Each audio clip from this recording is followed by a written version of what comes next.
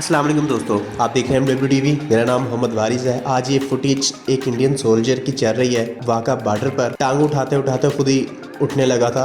और ये टांग क्यों उठाते हैं, इनको पता होना चाहिए कि इनके घुटनों में पानी नहीं है। और घुटनों में पानी बिल्कुल भी नहीं है इनके, क्योंकि ये जो कुछ भी करते हैं, क्योंकि इंडियन फौज में बदफेली भी होती है और उसका इकरार इंडियन फौजी खुद करते हैं। और ये बातें करते हैं पाकिस्तान को जेर करने की, तो लानत भेजें इन पर। ये तो घुटनों से खाली हैं कि पाकिस्तान के साथ लड़ेंगे। ये गया नीचे, फिर से देखें और एक बार फिर से देखें, ये फिर से नीचे जा रहा है। और लानत तेरी शक्ल पे। दोस्तों, आप लोग इस बारे में क्या राय है कमेंट में ज़रूर बताइएगा। वीडियो अच्छी लगने की सूरत में लाइक कर दीजिएगा।